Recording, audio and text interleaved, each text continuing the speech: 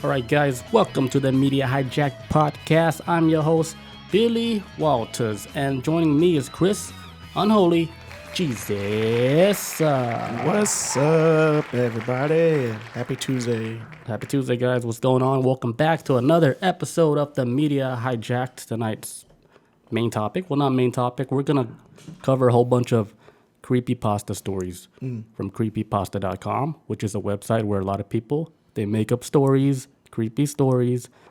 A lot of it is not real, but I think some of them might be real confessions of like murders and stuff.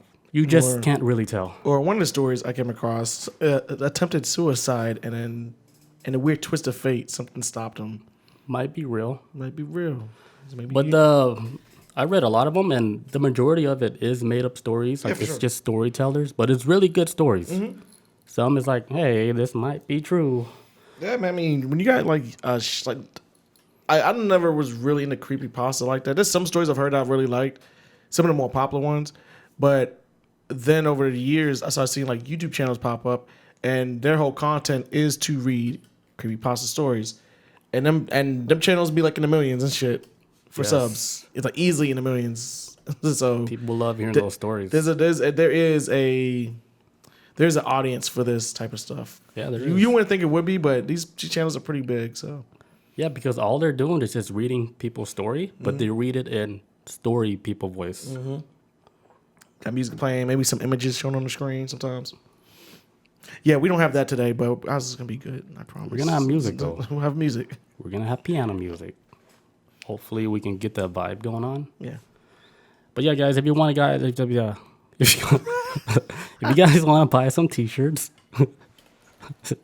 head over to the MediaHijack.com, grab you some official t-shirts. Also, Reddit. If you guys want to be a member on the Reddit, join our Reddit, be a part of our community. Let's go. Post whatever. Also, YouTube. If you want to watch the replay for this video, head over to our YouTube. And also, iTunes people, make sure you guys rate, comment, subscribe, scroll down when you're listening to us on the road. But look at the road at the same time. Yeah, well, do both. Can you do both? Do both. Yeah, do both. Then put your phone up and then look at it while you drive, and then hit that 5-star. There you go. Easy. If you crash, it's not our fault, but just do it, please. You know, people say, "Oh, I don't have time," but if you're driving, you have time because what else are you doing? You're just driving. You're just sitting there. You're just sitting there. Just sitting there. You're just gonna be on your phone anyways if you weren't driving. So just do Right. it. Easy. We were horrible people. You want to do the first story? I'm trying to decide which one I was gonna pick. Okay, I'll ask you and then I'll let you decide. Okay, so I got one story called "The Murder That Saved My Life." All right, somebody gets murdered and then it saved his life, and then we got "My friend did something terrible to prove a philosophical point." That sounds interesting. Yes, that was actually the first story I came across when I was on this shit. Let's do that one. All right, we're gonna run it. All right, so this is short. This is 4 minutes. I was trying to find something that wasn't be like. Would this one need music? I mean, yeah, let's get it. Would you like this one? That works. Yeah. Also, I didn't finish reading this all the way through because I wanted to be surprised when we did the podcast. So if this shit sucks at the end, it's not my fault. Okay. Wait, hold on. Okay. It's getting hot in here? Oh, no. Okay. Just adjust the sound. Okay, cool. All right. I should have practiced my ASMR voice before I got over here today. Peanuts. All right. How now, brown cow? All right, let's get it. Run it. All right, so the story from Creepypasta is actually going to be "My friend did something terrible to prove a philosophical point." And this is also written by Theodis Yang. Hope I said that name right. Shout out to him for the story. It's Chinese? His name's Theodis. I don't know. Thetis. All right. Okay, so here's the story. It says, Tom and I were both neurology students in our senior year. I think it all started when his mother died a few months ago. A drunk driver crashed into a car. I am minoring in theology, which is basically religion, but my friend is an atheist. which is why her death hit him so hard. He stopped going out with friends and stopped showing up at social occasions. He didn't show up to classes either. His girlfriend was empathetic but broke up with him after 3 months of his abject listlessness. I'm a Christian and I never understood his absolute rejection of the divine.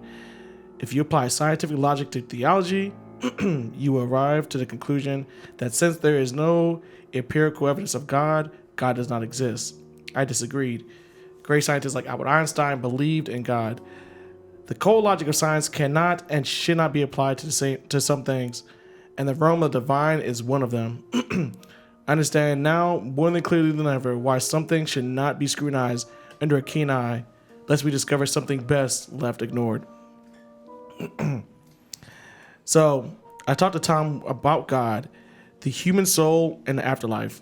His mother was a good person. She gave food to the homeless and helped the less fortunate. I remember I had this conversation with him. He laughed. There was a glint in his eyes that I had not seen before. Then he asked me, what if I can prove definitively that everything you just told me is false?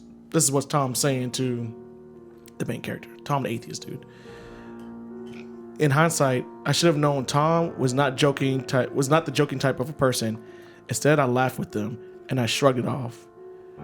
I understand what happened. Whoa. To understand what happened next, some context is needed. There was a homeless man who appeared very oftenly at our campus, which is also very close to where Tom lived. Judging by his accent, he was probably Eastern European. He cannot remember his name and was likely amnesic. So students at the campus called him John Doe.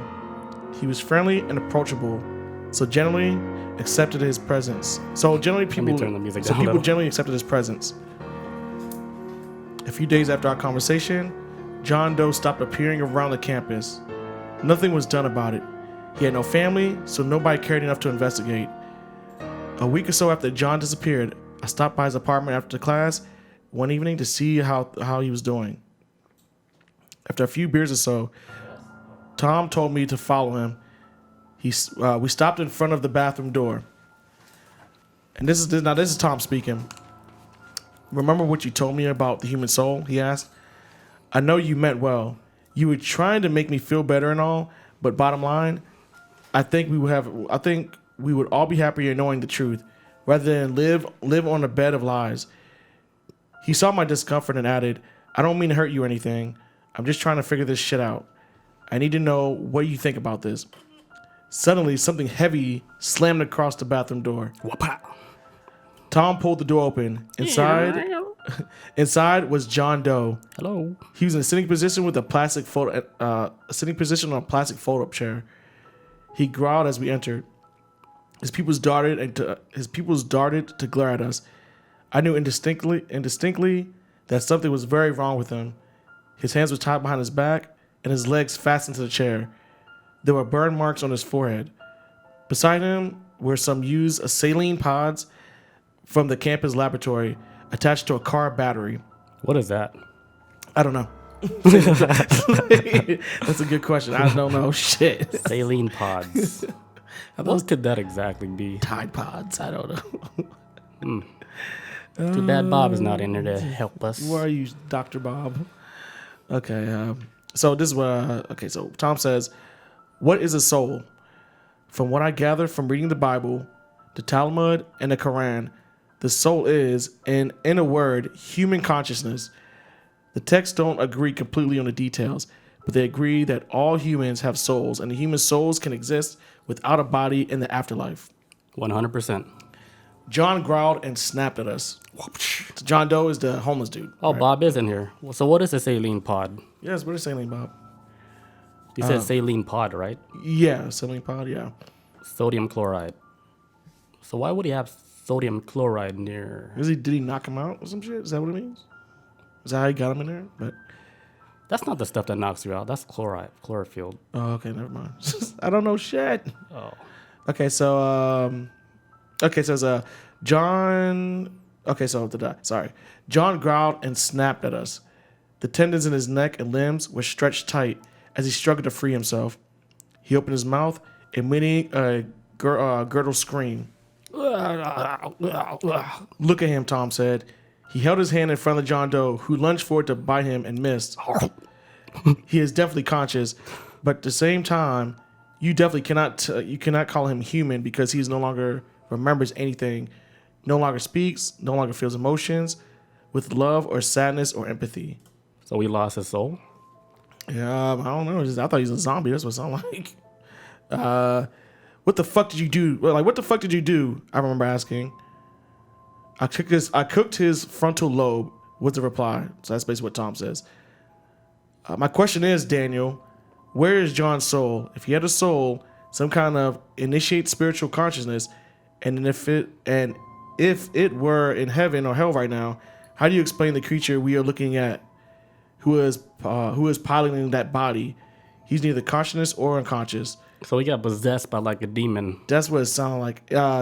Tom also says the creature we are looking at is living proof that John Doe never had a soul. So I guess he's supposed to be like this soulless dude just strapped down to a chair. My thing I'm trying to wonder with the story, and I have not gone all the way through with it yet, but I'm wondering if Tom maybe pulled his soul out of his body just to prove a point. Like, look, you say we have a soul and whatnot, his soul's gone, so what is this then that remains? You know what I'm saying? Like physically? Like physically, like if the soul leaves a body and it goes to the next life, if the body's not destroyed or whatever, or, you know what I'm saying? It seems like he's just a soulless dude. That's what it seems like to me. You So remember he's a that zombie. thing where they said that the soul has like a certain amount of weight to it? Mm-hmm. I forgot how many grams, but they did this. The scientists they did an experiment when a patient is about to die. Right? They have them like on a weighing table, and the minute like they die, when they take their last breath, The soul like comes out. they weigh like a little less. Like The body weighs less. The Yeah, body weighs yeah, less yeah. because they said the soul was coming out. But Yeah. other people's like, well, maybe just all the oxygen Shit came out, leaving. yeah. I was like, no, that's his soul. Where did I His hear soul that? weighs this amount of pounds. I did hear that before, though, where your body is lighter after the fact, but Yeah, I guess from a spiritual standpoint, it could be your soul leaving. If you're trying to be my soul heavy. Mr. Scientist, you're like, the oxygen came out, and No, the scientists like, hey, I have no idea why they weigh less after they take their last breath. it's like, we just know they weigh less. We don't know why. Okay, so, back to the story. It says, what the fuck did you do? I yelled. Why the fuck did you do this? Because, Daniel, Tom said, turning his back to John to glare at me. I fucking hate you and all the people you pretend to give a shit about. You telling me your empty lies. I don't want false solace. I'm a scientist. I want the truth. This is the truth. I heard something snapped. I realized John Doe had gotten free from his constraints. I'm free. Days and nights of tireless and fervent pulling at the polyester ropes that held him. Something no sane person could have done. Had yielded him his freedom. Tom yelled, and in the chaos that ensued, I remember seeing blood spurting from Tom's throat.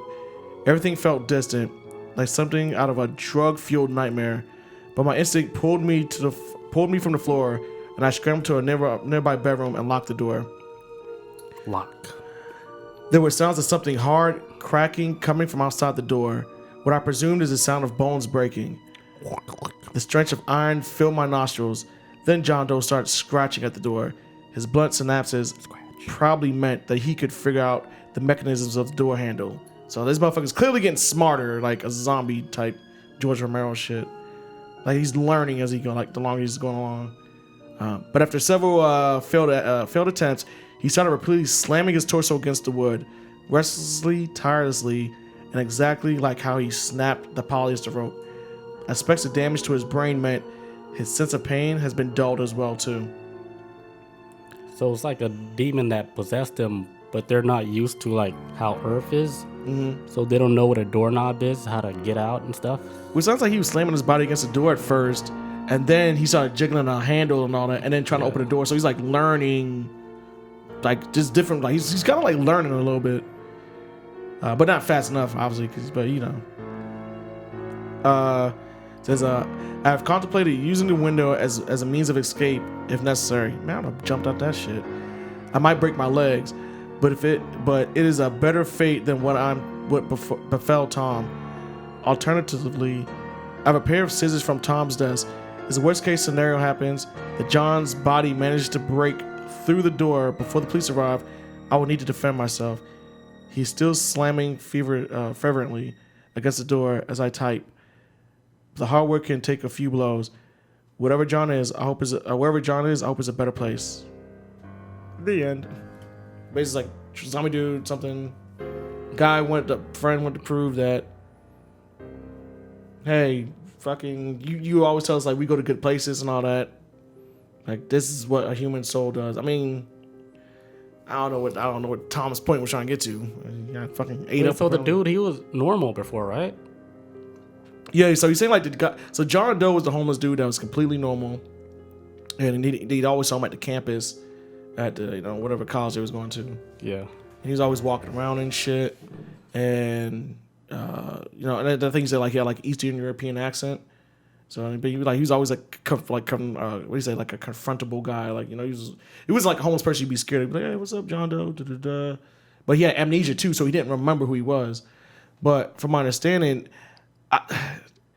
During the story, that's when Tom says like, "Hey, like he's never had a soul," and it kind of goes with the beginning story about how he said that he had amnesia. So it's kind of like, was he always soulless, or did he remove his soul? Tom did, or something. It's never really fully explained, but either way, the dude John Doe ate his ass, and then damn, I guess he ate the guy with the scissors that was in the bedroom, or the main character Daniel. You think maybe the homeless guy was on bath salts? Probably was. Probably something that simple. Was it set in Florida? Yeah, they never give a location, but we'll for the sake of the story, to give a picture of where it was at, we're going to say Florida. Under a bridge. Under a bridge. Tent City. Like, that's where John Doe's from. Tallahassee. All right. Homeless people. Yeah, it's homeless people. I got a story. Beware. Try to put my story voice on. Should I use this music? It was a dark and stormy night. Run it. Run it. Okay. Let me get my beer set up first. Okay, I'll wait for you. The mark of Canis. I'll start. Okay, yeah. In today's society, I bet. In today's society, the advent of science brings an understanding of the world which puts people in a sense of security. We all know what the world is made of, the way chemistry, physics, biology, and geology all fit into the picture. There's not much that humanity doesn't understand anymore, but we do not have it all figured out. Not entirely. Not entirely, guys. There is still mystery out there. Darkness hiding in the cracks between human understandings. Monsters, spirits of nature, artifacts with extreme power. These entities act on the world without our knowing. When you say artifacts, they're speaking about stuff like an object being possessed by a spirit, or like an object holding some type of power, like the power crystals. Okay. Or like rocks and crystals that hold information from the past. Mm. Here's one thing that I heard what Atlantis did. There was people in Atlantis storing their information in a bunch of crystals all around the world, like crystals like in rocks and stuff. Mm. And they're storing all like the knowledge in there. So that one day humanity will have the technology where we can take a rock, right? Like this amethyst crystal. We can take that and we can like, what's that word? Extract like the data from the crystals. The crystals. Yo, that sounds like Superman. Yes, it's like Superman. With the Fortress of Solitude, and I think it's like in the North Pole or whatever. But it's like a crystal, like it's basically like his bat cave for Superman, but it's this crystallized palace that each crystal in there gives you the history of like Krypton and technologies and stuff. Yeah, they know. And it's supposed to help advance humanity if they want to share that information. But it's a bunch of knowledge. So I see. It's true. Like you can store information in crystals, because scientists, they actually did this. Where they have like a glass crystal like the shape of a coin, and it can hold like 100 terabytes of information. Okay. In this little small quarter size, and it's a crystal glass. Damn. So that's possible. They can do it. Yeah. As well. Yep. Okay, so these entities act on the world without our knowing, but every once in a while, perhaps only a moment, they are perceived, that moment where the blood goes cold and the skin shivers, and we are struck with the realization that there is a reality of things beyond science and mathematics. Some go insane. The mind is broken by its sense of insignificance or by something so frightening that the brain is thrown into despair so deep it turns over, accepting the new reality by the way of erasing every facet of the old one, soaring it into a debilitating logic vacuum. In some occasions, the mind is so affected by the supernatural that it becomes twisted, not fearful or stagnant, but psychotic, as if the supernatural unlocks a part of the human brain that's been dormant, where the most twisted thoughts and notions are born. This part of the psyche creates terror to rival the supernatural and can cause us to commit unspeakable acts. There is no way to fully understand this part of our brain, but it exists. And the truth of it is a testament to all the supernatural, even the natural confines of our mind. Even in the natural confines of our mind. So everybody, like, we all have like this crazy, like, we could all be like super evil. It's all dormant in our brain. Yeah, it exists in everyone. Yeah, right now, like the way our brain is structured, like we all play by the rules. Yeah, just based off of how a normal human is supposed to act. Yeah, society dictates what's considered normal and what's not. We just go along with. I mean, they set up the rules and they set up the punishment for breaking these rules. So if you don't go by these rules, then your ass is going to jail, or you just won't be able to fit in society, and you'll never be a free man. So, like, let's say, like, we'll never break our mind free because we play under the same rule like everybody else that play, you know, because nobody wants to get locked up or go to jail. Yeah. So we do shit where we're not gonna get in trouble. Yeah. Some people, stuff happened to them where it's like super crazy, where they can't explain, to where their brain is so like they can't put two and two together because they don't know what's real anymore. Yeah. Like, let's say, you know, somebody thinks that ghosts is so fake their whole life, and then one day they just saw a ghost and it broke their reality. Fucked their head all up. You know, they're like, what is life now? You know, if this is real, then what else could possibly be real? So then they might freak out and then start doing weird shit, like joining witch cults and stuff, learning magic, and then eating babies. like, oh shit, if we eat babies, we can get powers? Excuse me? Does anybody else know about this? Just us? Oh shit. So then they start doing weird stuff like that because our brain is crazy, man. So don't get into like stuff to where you really don't know yourself until you actually experience something. Yeah. You know? Facts. Scary, man. Scary. All you guys are serial killers. Get out of here. There's like a thing I heard like a while ago that every human is capable of killing somebody, no matter how good they are. It's just that if they're pressed under certain conditions, a human is capable of killing anybody, no matter how good you say you are. So like if you're a good person, this, that, and third, but hey, like hey, if you don't kill this person and shoot them in the head, I'm gonna kill your kids. That person will probably shoot that person in the head just to save their kids. So I'm just using that as an example. That might be a little far fetched, but I'm just giving an example of like that's very possible though. People can be pushed, like it's swayed in different ways. It's gonna take me a lot for me to kill somebody. It has to be a lot. It depends on what day it is for me. She ate what? She ate my dinner? If it was me, it'd be like, all right, Chris, we're gonna give you one bullet and one gun. You either kill this person or pop. All right, look, I had a bad day. I was in Atlanta traffic. What? You caught me at the right time. So, you have one choice. Pop, pop, pop, pop. What's next? Well then. Oh wow, we didn't expect this. Meanwhile, in Augusta High School. That's wild. Let's get back to the Mark of Canis. This is an old story. This is a story that they told for generations and generations before America was even born. This is an artifact. They call it the Mark of Canis because Canis was the guy who discovered this artifact. It's like a necklace. Okay. A necklace that's so fucking evil. Like, the minute he laid eyes on it,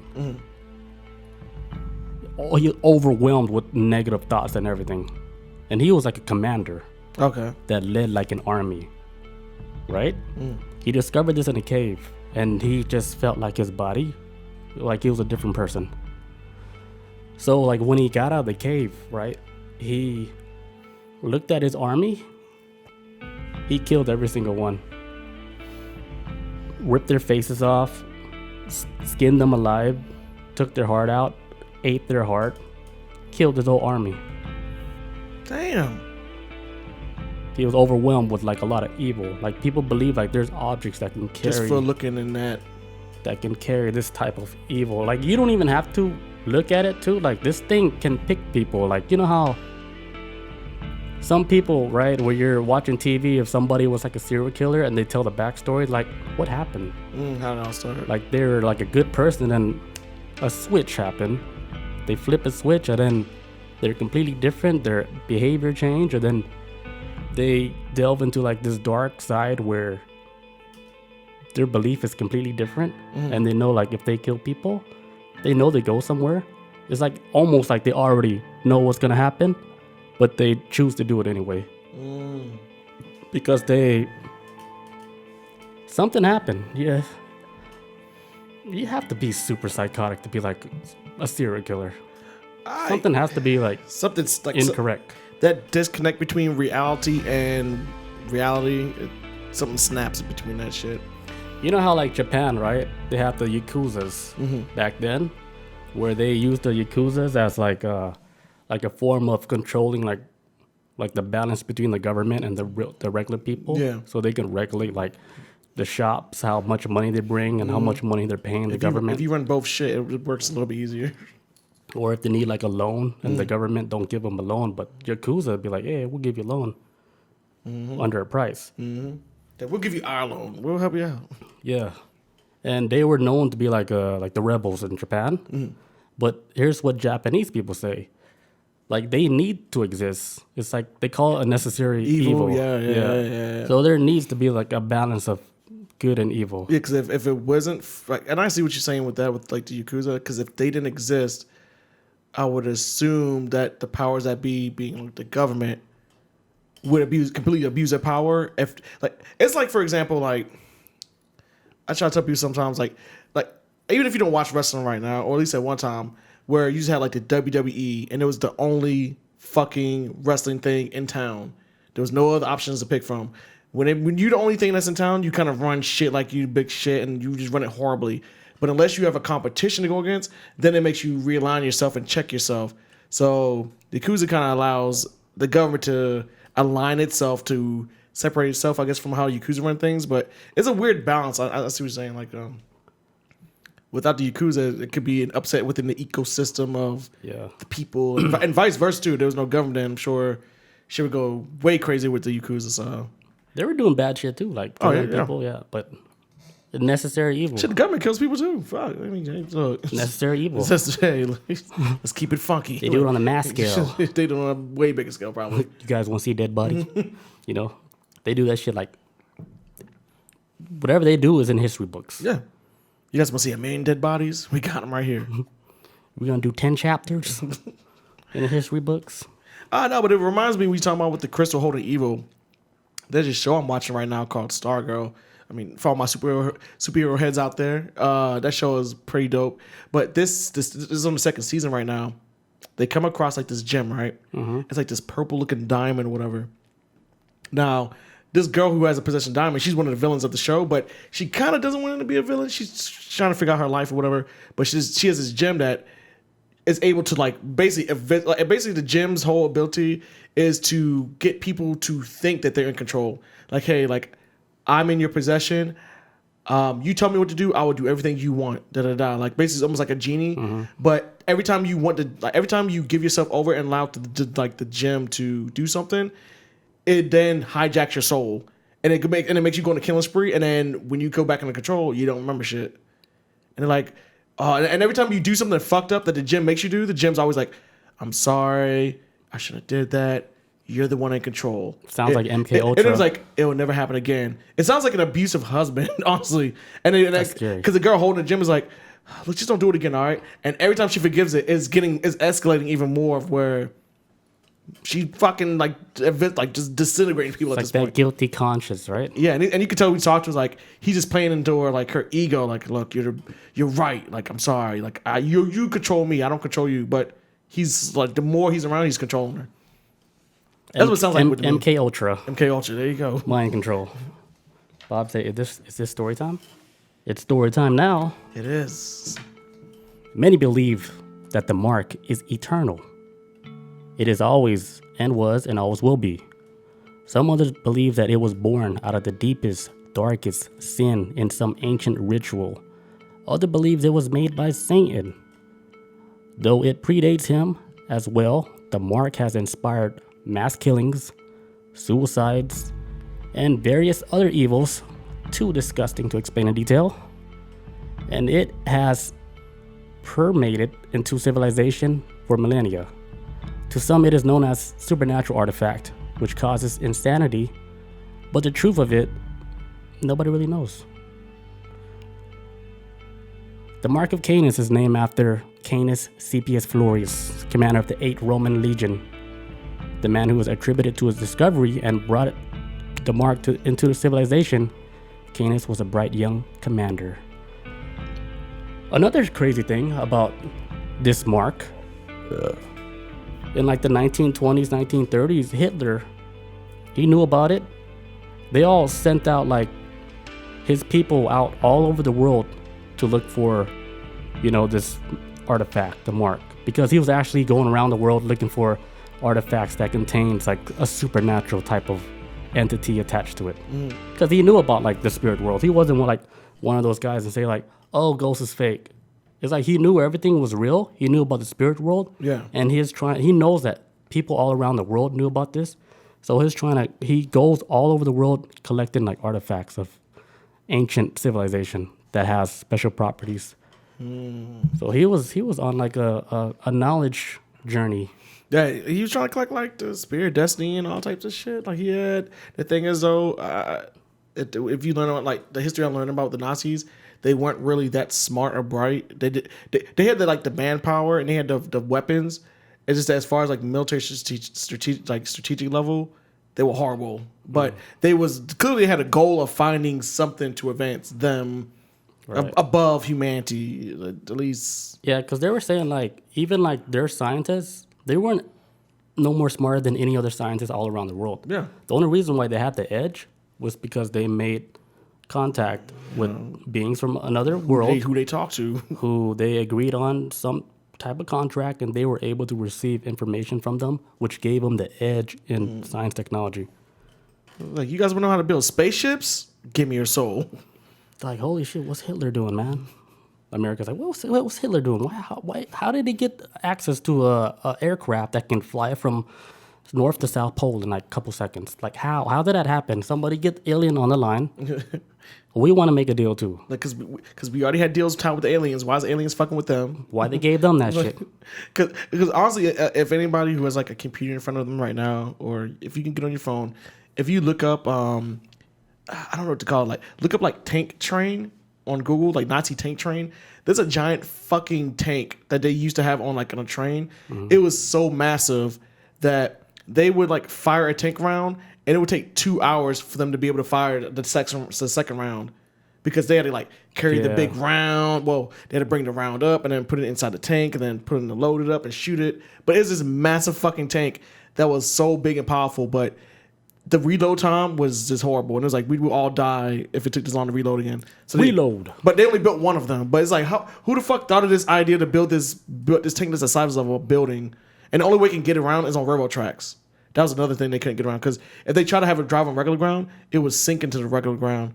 So it was like, we need to put it on tracks so we can at least hold it up without sinking into the ground. But then they can limit like where it can go and all that. But who thinks of that shit of a giant tank building? How did they get it? I don't know. It's still complicated. If you think like if we didn't have like the technology that we were given, we would still be doing stuff like everything manually. Pretty much. Nothing will be automated. Nothing. We wouldn't get help from like computers to calculate certain geometric calculations where we can make stuff like that. We're using good old fashioned human brain. Yeah, with the carry the two and shit. You know, You right? get your piece of paper out. You know? Oh, your math is off. Ooh. Now we got computers that can fucking eliminate mistakes like that. Shit, computers fly planes now, so they run this shit That's their show. until they realize they're being made slaves. And it was a wrap, guys. I promise you. They run our show pretty much. I'm about to finish this up, but then we'll take a leak. All right. It is known that wherever the nexus goes, the evil is always there.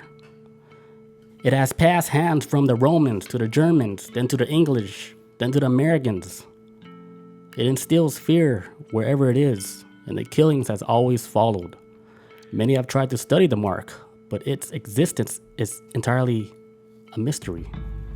Some say that Canis did not actually find it, that he made it. Others says that it's from an alien origin. Most believe it does not exist because it cannot be explained. In 1945, the mark was found on a witch in America. 1945? Mm-hmm. Okay. The witch was found out. They snitched on her ass. Found that she has the mark.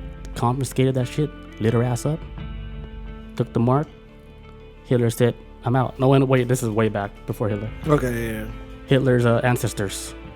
Wait, this is 1945? 1745. 1745, okay. His ancestors. You think it's them? That was his ancestors that came across it? No. Oh. What are the odds of that?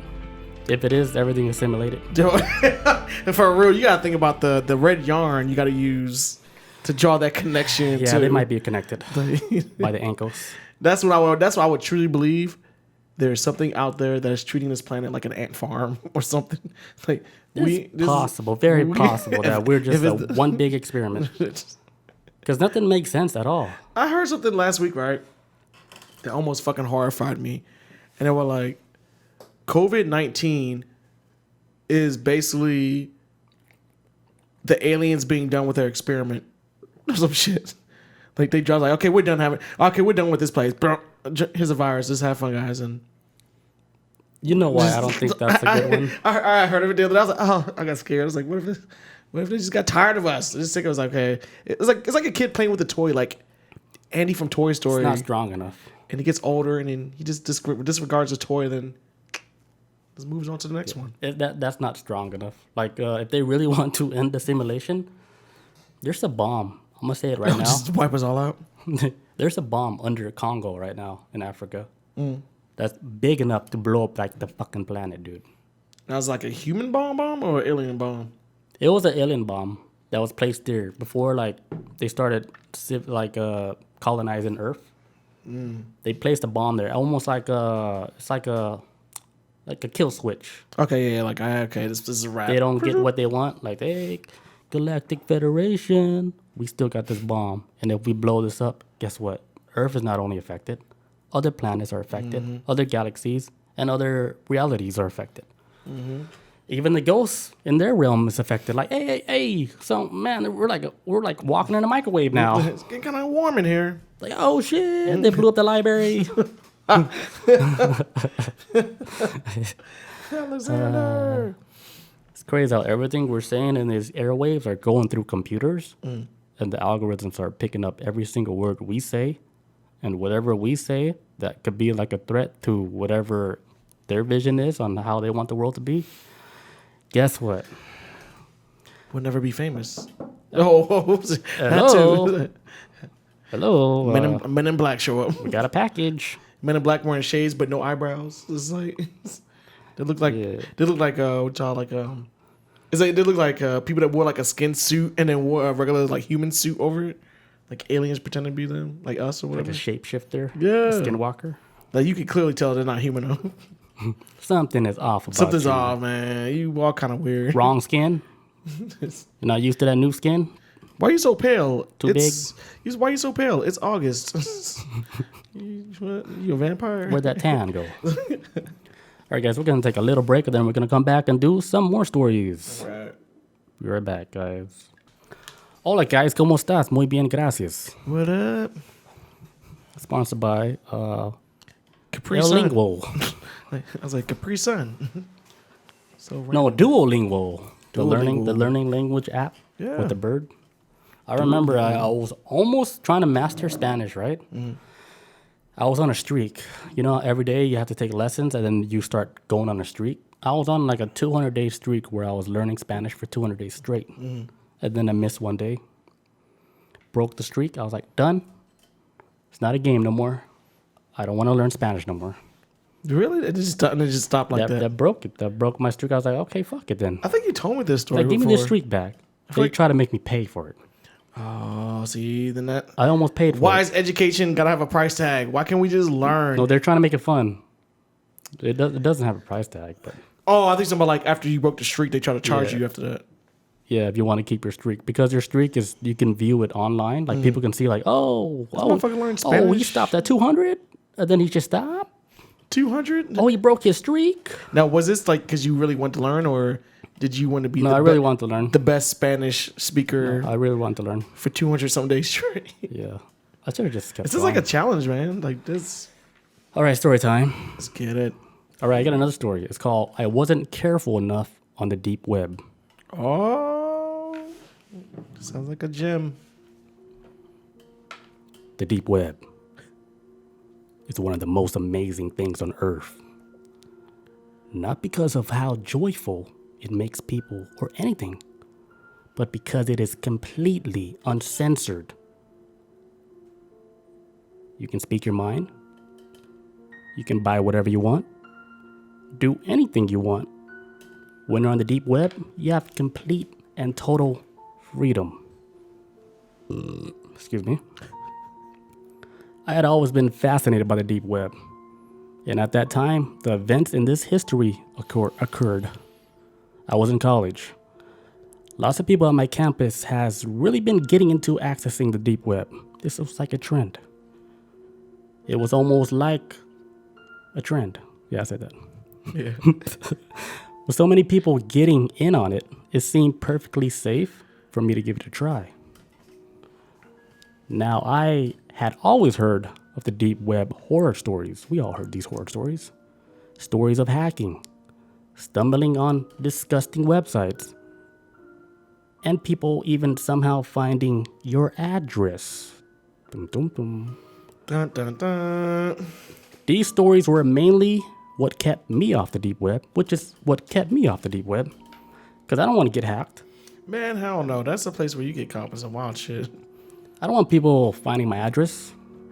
Hello, pizza delivery, 60 pizzas for Billy Waters. What the fuck?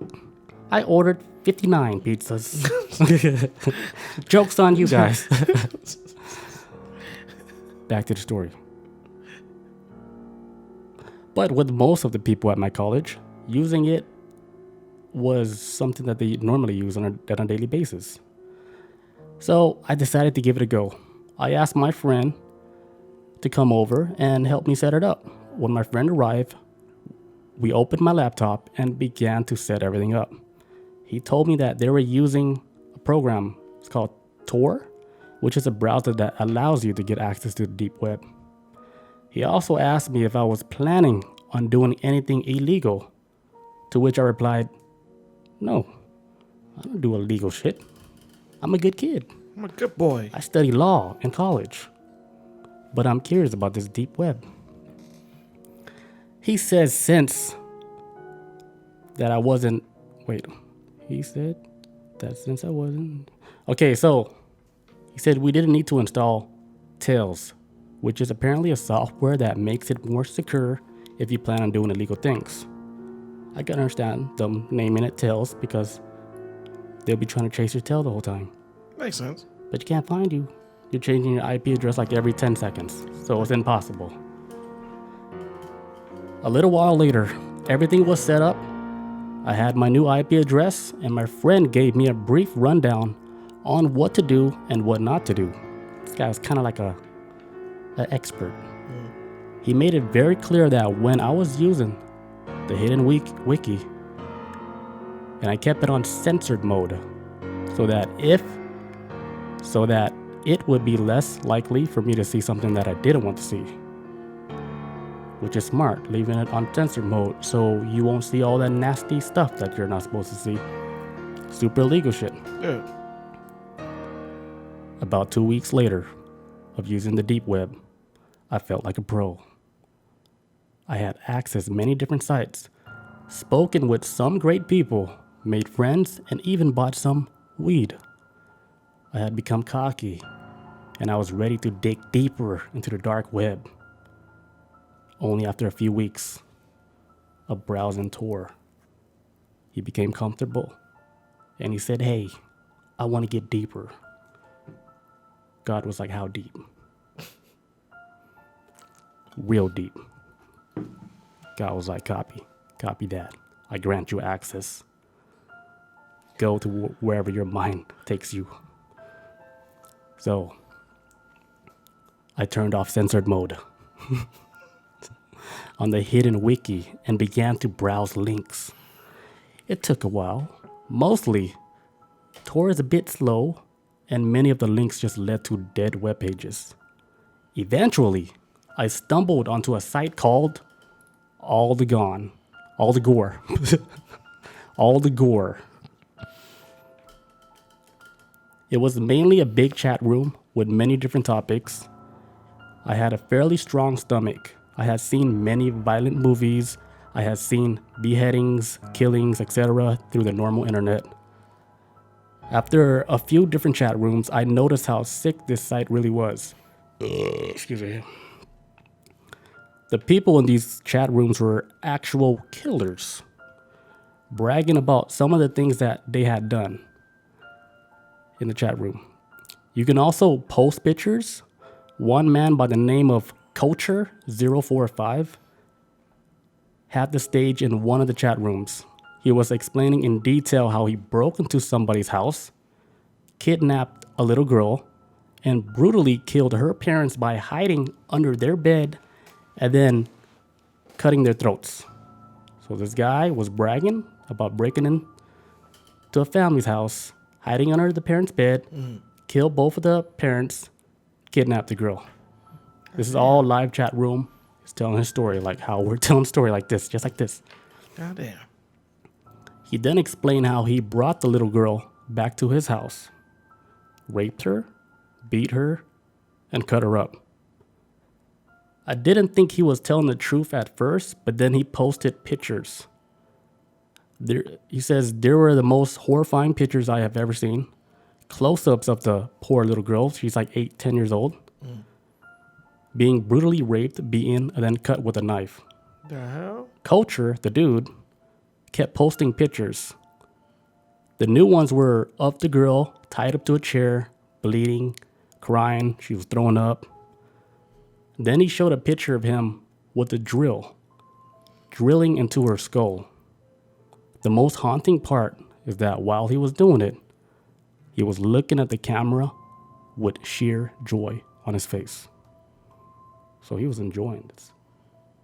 Power drill to the skull of a girl that's already been tortured, brutally raped, and beaten up, chopped up, still alive. Then drill to the head. Drill to the head, to the cranium. Did she die after that? Hope she died after that. Just because she already been through enough, man. Yeah, exactly. I'm like, please kill me now. Please let it be the end. Jesus. But she has strong genes. She's still alive? I'm just playing. Yo, I was about to say, she's still here? Back to story. I had seen enough, and I typed in the chat room window, "You people are sick, and you all deserve to die. How can you guys sleep at night?" That's what he put in the chat. Immediately, people began making fun of me, saying that I was just as helpless, ignorant as that little girl in the pictures, and that I should get off the big boy part of the internet. And they began saying that I was a pussy and calling me like an empath. When Culture, the dude, he typed in the chat box, he said, "Really?" with a question mark. He says, "Where do you live, buddy?" Question mark. "I'm sure everybody will love to see you on this site." I then make the biggest mistake of my life and typed, "I'm calling the police and I'm having this site shut down." No. Less than a minute later, everything on the site went black. and a new chat box appeared in green in his window. In it, and someone named Admin1 typed in a box. He said, "Call the cops and you will regret it." I didn't type anything in the box and reached for my cell phone. And what happened next haunts me till this day. My phone said I had a new message. I opened it and it said, "Call the police and you're dead." And there was no number. It didn't even say unknown number. It was just blank. I looked back at my laptop and saw a webcam light up. So I quickly covered it up and saw on the screen a picture of me looking at my phone. Oh, shit. So on his computer, he saw a picture of him looking at his phone, So somebody took a picture of him while he was looking at his phone. which is the weird part. Yeah. I'm trying to think, did the webcam take a picture of him while he was on his phone? It's like somebody third person outside took a picture. Oh, okay, from out the window. Yeah, Oh, okay. some And shit. they sent them to the computer. Because they showed him looking at his phone. Oh, okay. But imagine if that actually happened. That'd be fucking horrifying. I'd be like, what the fuck? There ain't no cameras in here. Especially with I'm trying You to have think God about cam? That's only God cam. how there's no windows. What was I? Oh, so after he saw himself looking at his phone, he says, "I got wide eye," and froze. I put my phone down, but kept the webcam covered. When he typed again, he's like, "Okay then, be like that." Right after, he posted my full name, age, and address in the chat box and typed, "It would be a shame if you and your college buddies went missing, wouldn't it?" He said. I then did as he said and I uncovered the webcam. He then told me to follow his instructions on how to make it impossible for me to reach that site again. I followed each and every one. When I finished, I got a text that said, "Now don't ever try to come back." Just like before, it had no number, but he still called the police. But he did it from his friend's phone. But they were never able to find the site. So if you ever go to the deep web, don't ever just mindlessly explore, especially if you don't have any additional software to keep you more secure. What's stupid about this kid, he did it on his own computer. He didn't have no additional software where it really protects you from getting some kind of hacked VPN and or shit. some shit or some kind of. It's beyond VPN. Yeah. Because once you enter deep web and shit, you open they're gaining access to deeper parts of your computer where you don't even know. Ask China, they're good at that shit. Hey. TikTok, if you got TikTok on your phone, good luck. Good luck. Your shit's been compromised. You've been infiltrated, my guy. They're look at them laughing.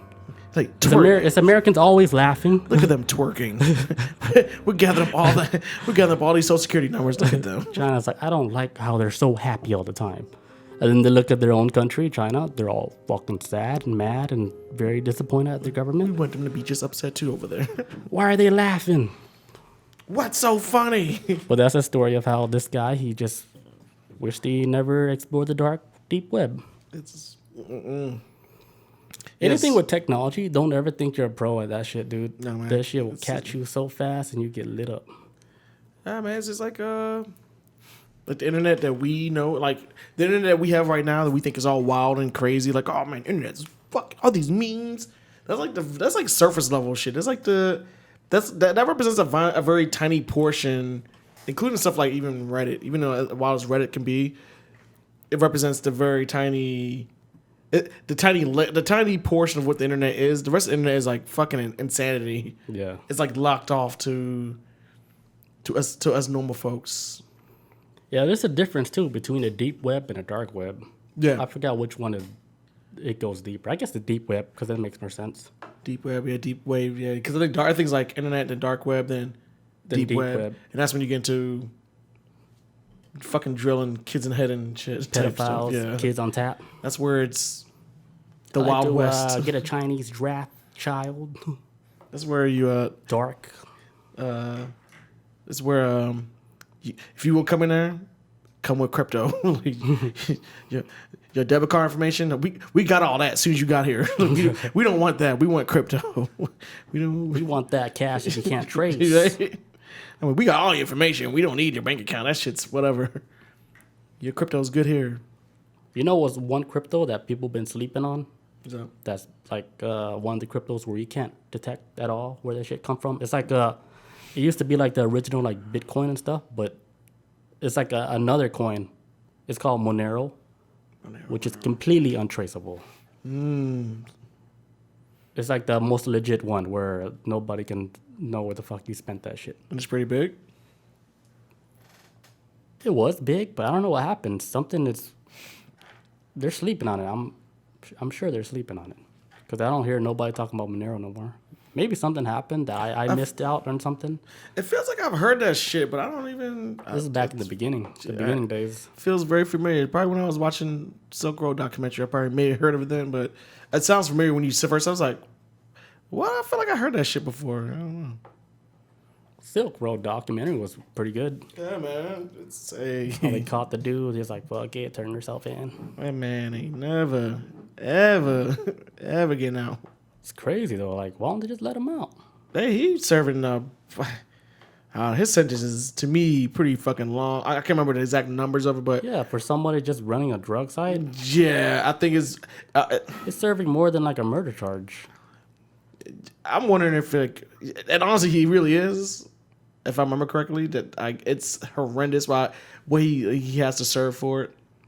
But at the same time, I wonder if his sentence is gonna over time. What's gonna happen, right? And they did this shit with Freeway Ricky Ross. Freeway Ricky Ross was like this drug kingpin in the 80s and early 90s. He was supposed to, like, after the FBI caught him, he was supposed to spend the rest of his natural days in fucking prison. He was never gonna see the light of day. But now he's a free man. So what did he talk to them about to lower that sentence to get him to walk out eventually? I think that's probably gonna happen with the Silk Road dude, to where They need to let him out. But I think it's gonna be kind of like, how'd you do it? Because I feel like a lot of times there's people that exist that are able to create something that not even a government can even think of, and the government's like, look, tell us what you did and how you did it, tell us all your secrets. And then, we'll reduce your sentence. Because they probably gonna fucking flip in and do something with it. Like, oh man. No, they don't need weird things. They don't need nothing else from him. The only reason why he is getting that shit, he was the first one that did it like that. Yeah, you gotta set an example. Yeah. Because that's honestly, yeah. Because as soon as he got locked up, the site got took it down. Guess what? Copycat site went back right up. Yeah. It's that easy. It's like your source code is out there, so they can easily duplicate everything that you do, even like with apps and shit. It's all on the web. Everything. You want to learn how to make Flappy Bird? Go to Stack Overflow. They'll teach you. They don't teach you. They give you the whole code. They give you the cheat sheet. This is what the Chinese people do. They take the whole code. They reskin the whole app. That's how they do it. They reskin the app. They call it Crypto Bird or whatever the fuck they want. Hey, Flappy Bird. But Flappy Bird was like, wasn't it like something else type shit? Yeah, like Crypt Gang. That shit was big as fuck. For all you, I don't even know if Gen Z even remembers that shit, but that shit was fucking big at one time. Gen Zs are annoying. They don't really know anything, dude. But that's a whole nother episode right there. You got some highlighter plastic on your mouth. What? How long has it been there for? For a while. I was You just just waiting watched for it? Yeah, it was cool. You just watched it molest me like this? Yeah, I was watching that plastic on your mouth. I was I like, see it. The green? yeah, it's from this. Yeah, the bottom part. Yeah, the Sharpie. Wow. Yeah, so Chris has like a piece of plastic on his lip the whole time. It's gone now. I was like, damn, that's cool. I'm not gonna tell him till later. Crisis averted, folks. He just let it sit there for. I was like, he should feel it. It's pretty big. No, it was actually very tiny. I didn't feel it till The actually. whole time I was like, That's right here. you don't feel that Was it in my mustache or my lip? on your lip? It's like you know how when it's super cold, right? Then like their boogers are going down their nose, but they don't know because it's so cold they can't feel it. But it's not cold in here. I don't get it. I used to work at like a warehouse, right? Like it was almost freezing, right? Yeah. And I would see like the old Asian people, like the nostrils, like fucking almost in their mouth. Yeah. Like it's literally in their mouth, and I'm like, dude, you don't feel that in your mouth. Like I know it's cold, but that's not. It's in your mouth now. It made it. If you're talking about the place that I think you're talking about, Yeah. the Fresh Express. Yeah. Salad place. I said the name earlier, but I was like fresh. Yeah, I'm seeing like I know what you're talking about. Yeah. I'm seeing an old guy in his 70s Yes, you see it. with two like snot going down inside his mouth. This dude eating that shit up. Protein, baby. Smiling at me too. I'm like, That was like when you doing it? There's a chick I was crushing on one time at Fresh, and She had the booger. and she took off her mask, and I saw like snot, and I was like, damn. She really does work hard, like because it was such the norm seeing shit like that, man. Like when you take off the mask, it's always a mess underneath it. So she still look fine to me, man. Where she at? Man? Took it off like, yeah, it's break time. Snot bubble. 15 minutes, right? Let's go. Yeah, for Snot coming down their neck and shit. 15 minutes. Let me squeeze a cigarette in. Yeah, the old Asian people, they're so nasty, man. But I was with them too, bro. They were hawking noogie like, I'm like, God damn. Like, are you sick every day? You know what I realized working at Fresh? How segregated it is. It kind of is. On the fruit side is no wait. I think it's the vegetable side. Which side is it? It's very segregated. It's black people on one side that I started, and then I think it's like just. Well, if you go in the break room, it's like that. Yeah. I mean, I got on table to eat, and people bring their own food and stuff. I mean, if you get cool with one side, they hook it with some solid lunches. I know, man. That's when you learn. That's the time when you start learning about other people, man. What I learned about that place, dude, they all talk too much. Oh, that place all talk. They busybodies, man. For real. It's like high school over there. It is. And these people got fucking families. It's like everybody they got have whole kids doing this bullshit. Everybody have a storyline and shit. Oh, that lady, she came here like in 1987. She's been here for like over 30 years. Bob says, why she had a mask. Okay, so yeah, Fresh, everybody has got to wear a mask, right? Like you working with food, like you got to wear a mask. And so when you got out the place, you have you can wear like a face mask to keep your face warm. They wear like beard nets. I see Yeah, some of the beard ladies. nets, They wear beard nets. I see forklift dudes do it all the time. Yeah. The cool kids. The always forklift look at- guys were the cool kids. Yeah. Fresh. I remember one time, all right, forklift guy. They were fucking with this one dude. I know him too. He don't listen to this podcast, but what they did to him, they fucking took his ass, right? Put him in one of the bins, Yeah. closed it up, forklift that shit, put it all the On the way shelf? at the top shelf, dude. The top shelf. There's no way he can like push it up, right? Because they put another pallet on top of it. Oh, season So it's die. it's like buried alive type of shit. Yeah. And then they forklift that shit, put that shit all the way at the top of the ceiling of the warehouse. I was like, this dude's gonna die today. I was like, anybody watching the line while this guy's being humiliated? Hey, man, this shit's spilling off the fucking belt over here. Yeah, another thing, like they always fucked with people there, but all those people are gone now. Good. Well, yeah. But the way they fuck with people is so funny, dude. Like, the big dude would fucking pick somebody up, throw him in the trash can. In front of the supervisor, everything. Everybody's like, oh, that guy's too big. Damn, I didn't work the same shift as you. I worked the one with Jeremy. I know how that. First shift. Was that first shift? Yeah, I worked the daytime. Man. I was second shift for a long It time. was like the crack of morning, man. I don't know how the fuck I did it. Oh, fucking Fresh, man. Good times. Yeah, but we're going to take a quick break, and then Chris is going to do his story. Yes, sir. And then I got one more story for Atlanta people. Ooh, Serial can't killer. wait. Let's go. Let's go. Hola, guys. Welcome back. Episode number 70. 70. 7-0. All right, Chris. Run your 4-minute story. If you guys are still here, please rate and subscribe. Just All right. iTunes people. Yeah. Twitch people. You guys can just chill out. Just sit back and chill. You guys can chill out, cool people. Okay, so I lost my original story earlier, so I apologize, guys. So I had to find a quick one. I don't know how this shit's going to be or how it's going to end. I just got it based off of its time, so let's get it. All right, so the story is titled, Sometimes I like to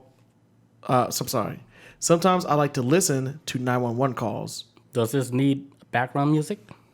Sure, let's run it. It might help me out a little What bit. you want the piano dark? Let's get it. Yeah, let's try that one. Yeah. Piano dark. Let's go. All right, so this story is written by Glumara. Read it like an Indian elder telling stories to his young kids. Okay. Yeah. All right. Get the mood right. Let's go. Action. So there is this database. Oh no. Okay, normal voice. I was about to say like Morgan Freeman for a second. God damn it. Okay, normal voice. Okay. So there's this database in my hometown of local 911 calls. I like to listen to them every so often. Which, side note, anybody who listens to 911 calls, they're fucking scary as shit. You just never know. 911, I take order. Everyone's dead at my house. You be like, what the fuck? Like, some weird shit, man. What time is it? Excuse me? Man, calm down. Like, it's, man, anyways. Are they really dead?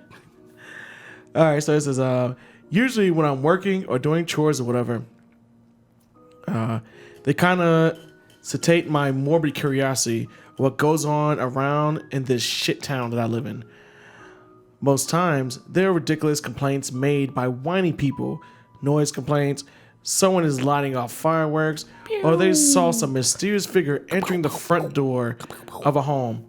Someone entering a home in a black hoodie does not make them dangerous, Karen.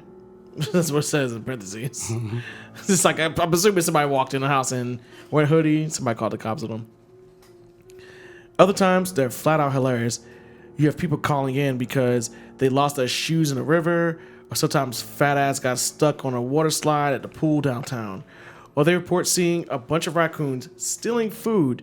You know, the type of ridiculous shit. Raccoons. Now, for anybody who's ever worked dispatcher, I used to work dispatcher one time. Sometimes you get some stupid ass calls. Like, for example, I've got calls where, oh my God, can you send a patrol out? There's these these two kids walking down the street carrying a snake in a Tupperware container. Like, what the? We're not animal control, man. Why are you? Cops are not Mr. Fix It. I can't do everything, so stop calling us. But so I imagine that's town bikers last. But it's even worse when there's a boring spot and the people just call cops for no reason. That's when. Wait, so you take calls from regular civilians? No, way back when. Not now. But when I was in the military, I used to take calls from on military installation. So it was Like in another country?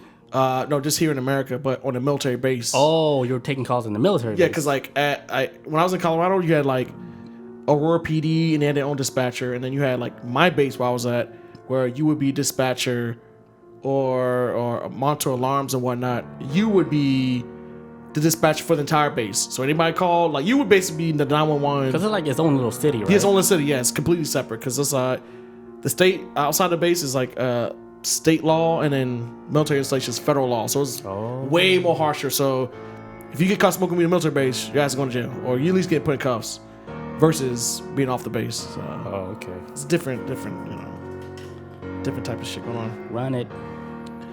Okay, so it says, however, there are phone calls that was archived years ago, about 2017, and it was weird.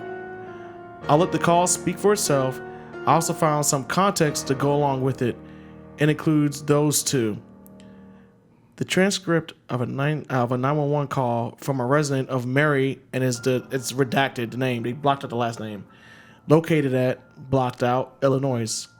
They came in at 8:43 p.m. and the responders were dispatched within 58 seconds. They arrived at the scene at 8:56. So dispatcher, so 911, caller. Yeah, hello, yeah, I see something. Someone outside. Dispatcher, what do you see, ma'am?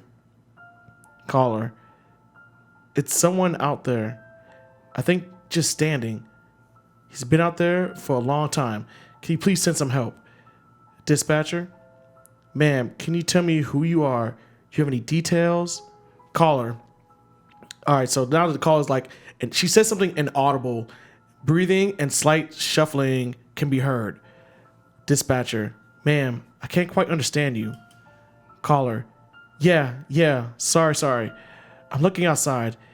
He's kind of hard to see. He almost looks like a mannequin. If that makes sense. He's just standing there, not really moving. He looks naked, but it's dark. I can't make him out. Please send someone over here. Please. Dispatcher, don't worry, ma'am. We'll send someone out there for you. What's your name? The caller, my name is Murray, and it's all in white. It's redacted. I'm 17. I'm staying with my mom, but she's working late tonight. She won't be home, audible, about 11. Please send someone. Dispatcher, Okay, sweetie. Don't worry. We've already sent a couple of officers to your location. They should be there soon. Caller, please tell them to hurry. This guy is creeping the fuck out. Dispatcher, is the man doing anything aside from standing there? No. He's been there for about 5 minutes now. This is what the caller says. Dispatcher again is, are all your doors locked in your home? Caller, yeah, they are. Let me double check. Caller, sounds of moving throughout the house is heard. So she's moving the house, gonna check all the locks. Dispatcher, I'm here, hun. The police will be there soon, okay? Caller, she says something inaudible. You can't tell what she says. The dispatcher again is like, ma'am, are you there?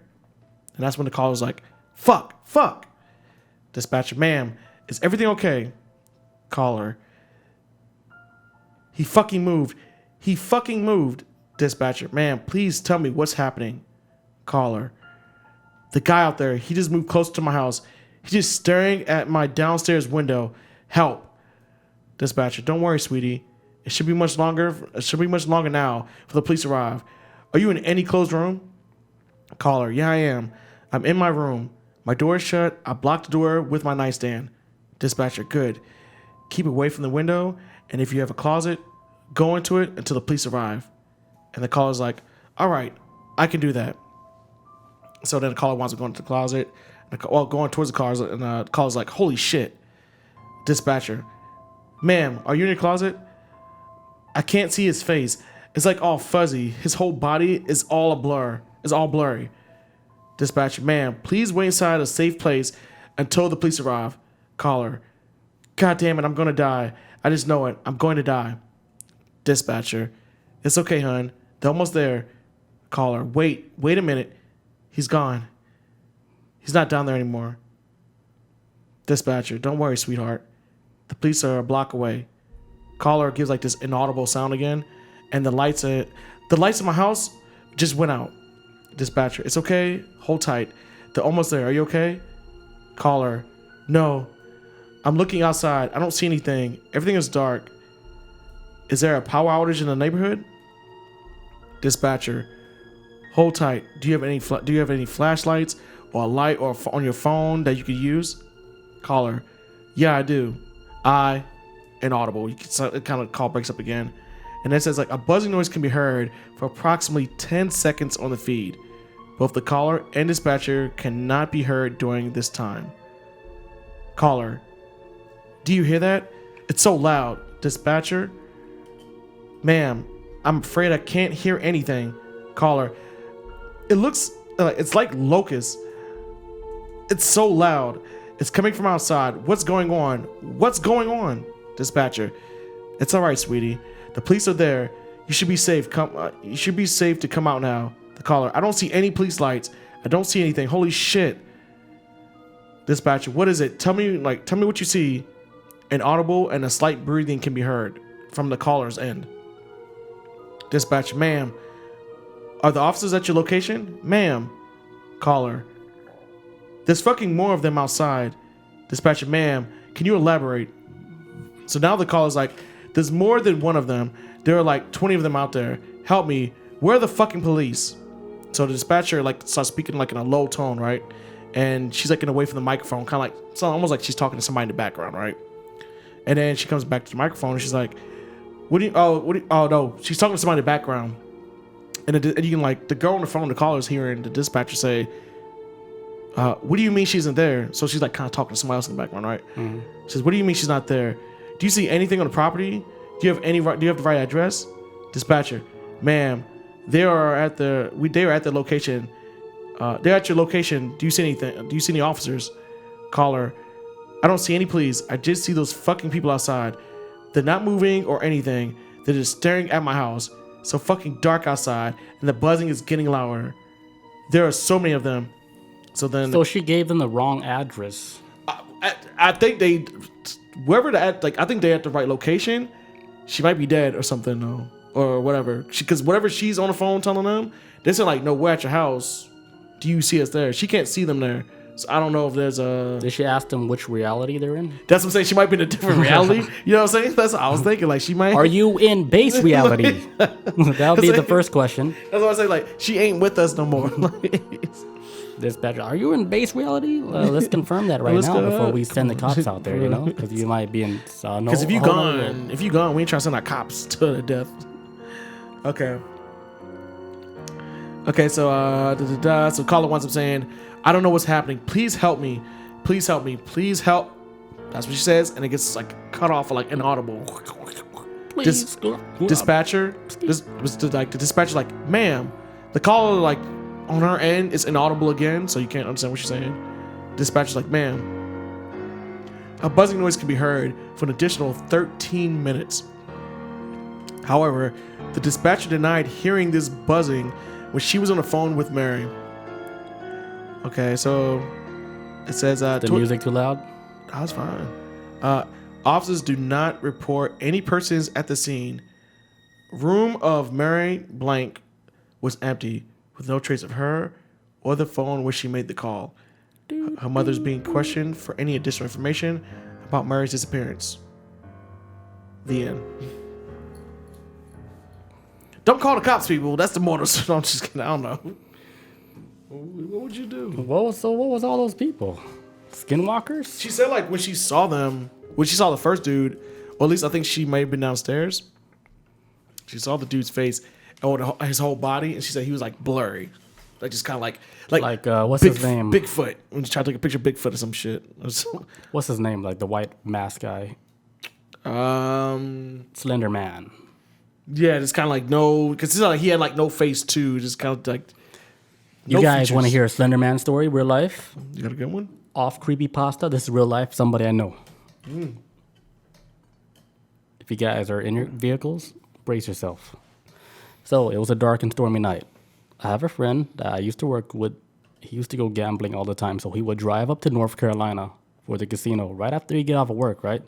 He would drive 3-4 hours North Carolina just to gamble at a casino because he's like baller money like that. He said he went there, he gambled. When he was done, he left in the morning, drove through a mountain pass in the morning,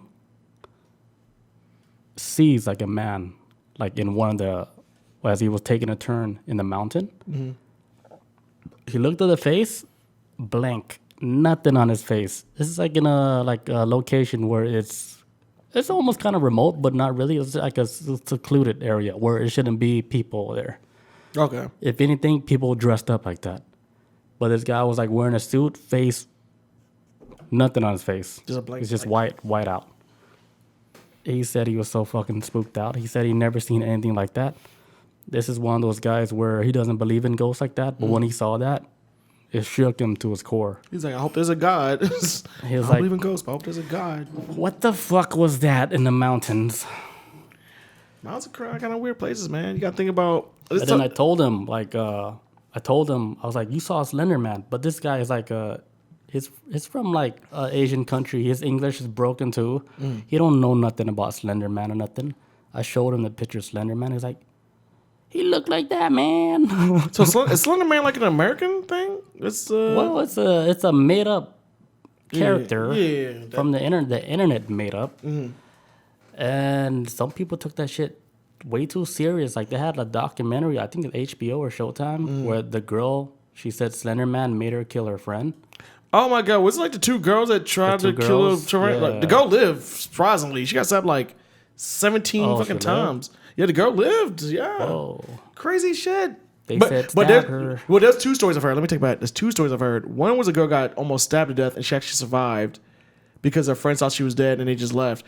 There's another one where two girls into a friend and they actually did kill the girl though. But they were like fucking kids. It's crazy as shit. They're like in middle school or something.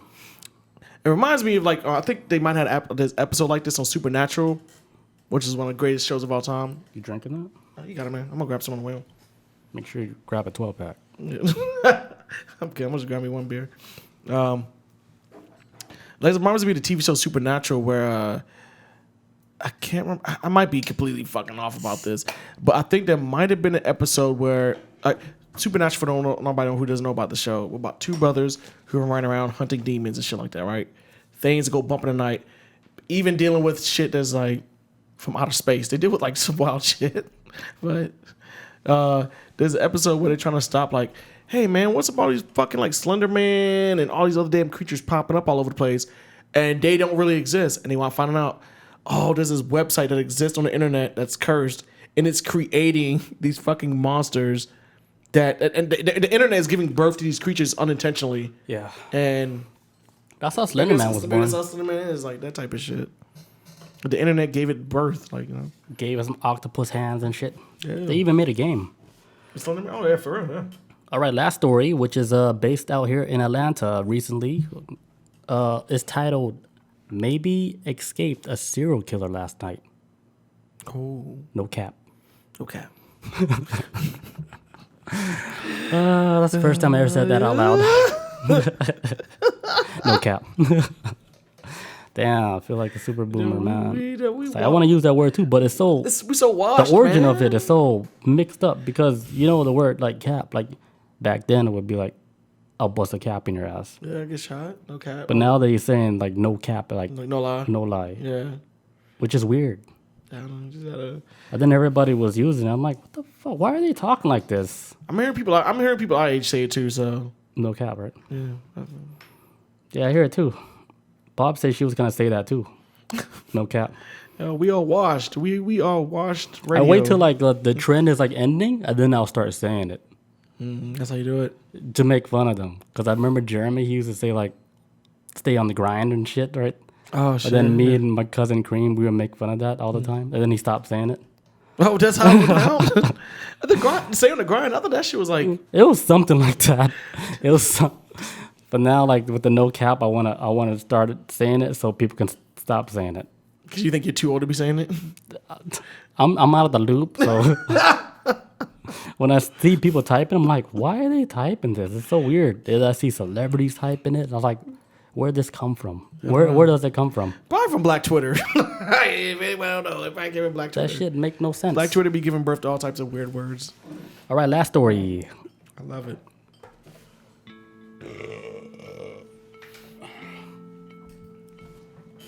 So, I'm doing a voice of female. I'm doing a voice of female in Atlanta. Do it. So, I live in Atlanta. That's a female? Yeah, female. Oh, shit. All right, this is a normal story. She says, so I live in Atlanta, and we're having a moment out here. About a month ago, this is real time, about a month ago from today, a woman walking her dog near Piedmont Park in Atlanta, Central Park. She was stabbed and mutilated along with her pit bull. You heard this on the news, right? Yeah, she got mutilated too? Yeah, she got mutilated, and they killed her pit bull. Yeah, I remember that. Yeah. They trying to find the motherfucker. Yep. She says the brutality shocked the city to its core and has everybody on the edge. Add that to another young woman who was followed home from a gas station after leaving work as a bartender and was kidnapped then murdered. This was an Asian girl, by the way, and I know a friend of a friend that knows the bartender. So this one is a real story. So this is just a legit story that happened recently. Asian bartender, she got followed to her, I think her boyfriend's house, and somebody followed her all the way there, kidnapped her ass in front of her boyfriend, like at gunpoint. Mm-hmm. She had a gun to her head. The dude took her, put her in the car, and then the boyfriend called the cops saying, "Hey, somebody just came here. They just kidnapped my girlfriend right in front of me." And he was trying to explain to the dispatch. And if you listen to the dispatch call in Atlanta, man, Atlanta dispatch 911 is so fucking trash. It's like the person that picked up the phone was like a temp worker, and it's like his first day, because you could barely hear what the fuck the dispatch was trying to get information from the dude. It was like a talk with like friends. I was like, well, this does not sound professional at all. I was so embarrassed. So he was explaining to like dispatch saying, yeah, they took her. It was like a Jeep or whatever. And he said he was trying to get like location on her phone, like through the phone app and shit, like Find My Phone. and he said she probably dropped it somewhere, but the dispatch didn't get enough information to where they can send out officers out there to go look for her. Until like later, they got a call from like a normal pedestrian walking their dog, found a girl laying face down, not breathing, like blood around her. Like you can hear like the calls, like that's a serious ass call. And he was like, oh my God, this is somebody's baby. This girl's not breathing. Somebody killed this girl. Asian girl got shot by some random dude. But I think something happened like at a bar where she probably dissed him, and he was like, all right, okay, I got you. And he followed her when she got off work. Yeah, and he just couldn't take rejection. He couldn't take it, so he fucking yanked her ass, and this was recent, a couple weeks ago. What the hell? At Piedmont Park. And this So story, this is no, completely- not at Piedmont Park. This is another story. Okay. Yeah. My bad. This was a lady, like her story. She was saying how all the girls are scared out here because there's like a serial killer on the loose. Remember I was saying there might be a serial killer? Oh yeah. Because there was actually a body found, an exit down from here near the Quick Trip gas station, where the whole area was blocked off because they found a body Going towards of a missing girl. going south or going back No, towards the Quick Trip on Fat Man's exit. Eagles Landing and shit. Yeah, Eagles Landing. Oh yeah. Okay. Yeah. There's a Yeah, that exit with Taco Bell, and then Brandon lived there too. Yeah. Damn, right over there. What the fuck? Okay, back to this story. This is the girl that she said she almost got encountered by a serial killer. She says, I work very close to the park. Let me take this music off. Yeah, behind the Kroger. Well, behind the Kroger, I guess. Okay, so she says she works near the park, close to the Piedmont Park. Her and her dog. She says she worked at the place near where that lady got killed with her dog. Yeah, with a dog and then her and got Yeah, murdered. she works like a salon. She says, after I made sure it was safe for her to leave her car, I went back into the salon and locked the door behind me with the intentions of cleaning and locking up. I need this music. It does help, man. It really does. It's like it gets you kind of hyped a little bit. I turned around and I saw a man pulling at the door. There had been no one in the parking lot that I could see. And there were no other cars than mine and a client. The guy appeared from nowhere. As I said, I'm already on the edge, so I stood there for a second, not sure what to do, and he stood there staring at me with his hands on the door handle. Finally, I walked up to the door. It's a glass door, so I could see him, and said, "What's up?" I could see that he was surprised that I didn't just unlock the door and open the door. And he stuttered a couple times before pointing at a hair product on the wall saying, I want to buy some of that makeup over there. Here I notice, number one, he's got a pretty good black eye. This is just what it says. He got a pretty good black eye. Oh, I guess he got a black eye. I was that black guy. No, black eye. Oh, black eye. I was Yeah, he got a man with him? Okay, my bad. He's wearing a fairly large surgical mask outside, alone, which made me think he was trying to hide his identity or COVID. I told him, that's not makeup, that's hair products, because this is a hair salon and we're closed. Then I turned out all the lights at the front of the salon and then walked towards the back of the wall to hit those lights as well. Once I had the lights out, I could see him, but he could not see me. So I watched him because I didn't want to go right out after that. He ended up pacing back and forth by the front door. So you already know this dude is itching to do something very crazy, wild to this woman.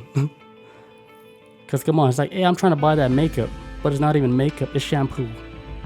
So she's already like, red flag, this dude is bad news. Try to pretend like you're here for something, but you really... Right. So he's pacing back and forth now. What you trying to get into? This kind of happened to me too before when I was at a gym. Quick story. It was like late. I used to work late at night, and then after I was done with work, I would go to the gym. And there was nobody else in the gym but me, right? Best time to go, man. Then I saw like a vehicle that was parked, came to the gym, just parked in there, right? But he never got out the car. And he saw me. So I was like, is he waiting for me to come out so he can do something? And he stayed there. I worked out like for like an hour. And he was still in there. I was like, wait, this guy never came in the gym? Hey, you know what? Should be like that be happening in real life to where I'll be wondering if he's waiting for me. I feel like a lot of times too, the starting of like a lot of serial killings, what really good serial killers do is that they'll sit at areas and they'll probably like maybe scope it out and then maybe they try to pick a victim and then they get scared and they'll do it. Like, okay, I can't do it. And eventually they build up the courage to eventually get somebody, but yeah, a lot of times their first victim is usually I would assume it's not always the first victim they picked. But who was the first person to kill is not the first one they eyeballed to kill. Maybe they got cold feet or something. So it'd be, I don't know. Because sometimes, especially a lot of places, you'll catch people sitting in the car. You're like, what the fuck they doing? Like, they're just on Instagram. You're like, they're not on the phone, they're just looking straight ahead. All right, story time. Yeah, my fault. All right, so after he was pacing back and forth, he would stare at the salon door, then crouch down, then walk away all nonchalant. Then came back to his hiding spot and stared at the door again. After watching him doing this for about 3 times, I decided on the next time that he walked away, I was going to make a run for it and run to a car. As soon as he turned his back and stared walking towards the direction of the park, I ran out, locked the doors, and sprinted 20 feet to my car in full-on panic mode. Thank God for Achilles' entry. She might have a BMW. I have no idea. She was like, it's like a little flex right there. Yeah, I noticed that. I was only gonna say nothing on that. I have no idea what he was up to, or if it really was a serial killer. Probably not. Probably he was just trying to rob me. But what I do know is that he definitely saw me in the parking lot talking to my client, and I did not see him. I also know that if I had not locked my door, and I would have had a much different night. She's talking about the salon door. There's no question in my mind that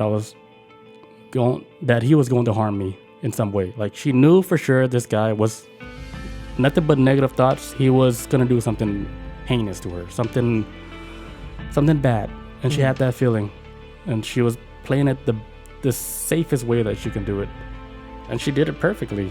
And she waited for her time was right, and then she knew this guy was bad. She wasn't gonna be naive about it and say, oh, I mean, maybe he really didn't want to buy shampoo. Yeah. There's a lot of people like that. Yeah, true. I mean, you just got where they're so clueless, like they're so naive. They're like, yeah, he's mistaking the shampoo for makeup. Let me just go out to my car, stab. Yeah, for real. Stab. What happened to Karen? She got stabbed. Salon. She got poked up. 3 o'clock. But yeah, that's like the whole story. So she escaped, but she's thinking that this guy could have been possibly one of the serial killers that was out here killing females out here in Atlanta. So let's talk about that then. All right, now that we're on the subject, do you think there might be? Because this this story sounds like it's kind of tied. Because creepypasta could be either hit or miss, but like not really hit or miss. Most stories are probably just storytelling, but maybe based off of something. But it being Atlanta, man, I mean, I don't know. Could it be possible that serial killers walking around right now? Because that lady got the story that got everybody shook was in Piedmont Park. Because they have found nothing about this dude as last time I checked, or girl, whoever got her. Yeah, there's the reason why they're saying it's like a serial killer, because it's not only the girl that got killed at Piedmont Park and her dog got killed. Mm-hmm. The bartender got kidnapped and killed, but they caught that dude. But then like there's other stories where like down the exit, another girl was kidnapped and killed. Her body was just tossed out there. I wonder if they like look the same though, the 2 females that died. Because usually serial killers stick to like, I like brunettes, so I'm gonna kill brunettes. Or I like blondes, I'm gonna kill blondes. And yeah, but they stick to like a certain type sometimes, or. Yeah, I mean, you could look at like patterns like that, but maybe like let's say it's just really random. Like it could be that. That's like the worst. That is the worst case scenario for if you're a cop or detective trying to find a serial killer. If it's random, it's the worst that you would ever come across because it's hard to really pin it down on who's who. It might be random. Like right now, like how the internet is right now, everything is so fucking weird anyway. So you would think like any new crime that comes out of nowhere where it's kind of hard to investigate and figure out, and they're trying to put pieces together like patterns of like past people that do serial killings and shit. But there's a whole new different style to where it's like anything goes with Play-Doh. Like, here's one thing like about serial killers, dude. If they're killing a lot of people, right, and nobody really tries to investigate or try to find out who the killer is, they don't like that. They get mad. They want attention, man. Because they want that attention. That's like So that's why they start doing they start putting signatures. Yeah, or escalating shit. That's like it's like, for example, The BTK killer, yeah. Well, no, there's another one called the Smiley Face Killer. There's been people. There's been like, and the thing about this, they found people at these locations where a smiley face has been drawn at every crime scene, either on the wall or something. I think it was one time. I think if I remember correctly, there was a college dude that went missing. Carl's dude. A college dude that went missing, and they couldn't find out where he was at. And I think they found his body near a river, but he was like face down. But then carved in the tree was like another smiley face. So it was either like, but they was finding these at other crime scenes too that weren't really matching up. But it's like, okay, who the fuck is this smiley face killer? And they still don't know who the person is right now. It's got to a point with the smiley face killer. I think it's a cult, because the murders aren't matching up with it, except for just the smiley face being at every crime scene. I'm like, probably a cult or some shit. Or like copycats. Or copycats, or I mean, especially in the day and age of the internet. Also, too, like scientists were trying to, or maybe like psychologists were trying to figure out, okay, what gives birth to serial killers, right? And if you notice, like, there's only specific times where there's a rising of serial killers, like especially like within the 60s and 70s. There was like a huge rise of serial killers, probably the biggest this country's probably ever had, at least as far as we know for now. But a lot of psychiatrists are trying to contribute to where are these kids coming from in this generation in order for them. Why is there such a rise of serial killers going on right now in this time period? And it was drawing it back to like a lot of these kids back in maybe in the 60s and 70s. They had parents who were, or fathers who maybe World War II, came back with PTSD and probably beat the shit out of them and their mom, or just came from these poor homes, and it just gave a rise to like serial killers in the 60s and 70s. They're talking about right now with people who maybe served in Iraq or whatever, or some kind of Middle Eastern war, and came back and beating their kids now, or maybe been abusive. They're saying about 2030, there's going to be another rise of serial killers again, because just based off of like how society is breeding these people who become abusive towards children, or to a point where like children become emotionally detached from society and become killers. But it's saying about 2030 again, it's like it's gonna be a rise of serial killing again. But what if it's starting earlier than what they predicted? Is what that point I was trying to get to, of where this is the first phase of the new generation of serial killers coming up. So I think that's right. I think like we're coming to an age right now where we can't really predict how fast technology is progressing as far as like social media. So we don't know how far like the mind is progressing. So like let's say like back then, way before like the internet was available for everybody, they're saying, okay, according to like our statistics, in 2030 there's going to be another wave of serial killers, right? But they never like included like the fact how the internet is going to make an impact on people. Like they didn't put that in the equation. Yeah, they didn't put internet in the equation. They didn't think it's. I don't think they ever, like you saying, like Gucci was saying. Yeah, they never took that in consideration of right when they did that first. Yeah, studies. the first studies. Yeah. So they didn't add it like, oh, Google and social media. They didn't add it the social media part. So they're just doing like their own basic statistics on how what's going to happen with humans in 2030. So I think that could be very possible that we're like 10 years ahead of what they predicted. Yeah. And the new wave of serial killers might be on the rise today. And guess what? We live in a day, and what better time would it happen would be where people can wear masks. Oh my God. All the fucking time. All day, every day. Rock a mask. Oh my God. That blew my head. It's so normal. It's scary to think about. I don't want to scare people with this, but that's the reality that we're living in, of where... Because it's normal for anybody to walk in any place with a mask now, because no one's going to question. Nobody's going to ask questions about it. Especially when you walk in a convenience store people be like, look you up and down real quick to make sure you on the up and up, to make sure you ain't trying to fucking rob them. Like, they get real... So I think, like, this new wave of serial killers, like in this day and age, we do not know what's going on in their mind, because they don't know themselves. They just want to do something. I think what's gonna happen with this new wave of serial killers, they're gonna be very similar to the BTK killer. How serial killers are able. Well, how with the BTK, he was like a church counselor, and he was like a family man. He was good to his wife. He was loving to his kids, and then he's like every now and again he would get this itch to like I gotta fucking kill somebody, and then he would like. Well, he had this weird thing for one where he would cross dress. And one time his wife came home and caught him like wearing underwear and shit. Wearing her underwear, and she's kind of like, okay, maybe because whatever. She kind of just blew it off, but that was the first signs that he's holding like some kind of like pent up thing within him. Mm-hmm. He's holding back, and it's kind of like because he's holding back on what he wants to really be, he's becoming a fucking serial killer. So he's like moonlighting as a serial killer. He did it for like fucking 40, 50 years, but hiding it in plain sight, and no one ever knew. And I feel like now where. But he wasn't really doing it for like attention like that though, right? No, he was just doing it for him. Just for him. See, like, this is why I'm saying... He actually stopped for like 20-something years. And then came back and started doing it again. And then got caught. It's like, what the fuck? He got bored. He's like, oh man, I can't do this normal shit. Here's what I'm saying, like with the new generation, that if there is a new wave of serial killers, it's going to be completely different. Yeah, the game's going to change, man. It's not going to be like, oh, they're raised in like a rough family or nothing. They could be raised in like a normal family. He or she got everything they needed or whatever. You know, they lived a comfortable life, but they got bored and then they wanted to make an impact, but a different type of impact where they can change like how, you know, people see society. If they would start killing people, right? And they would ask like, hey, why are they just killing people?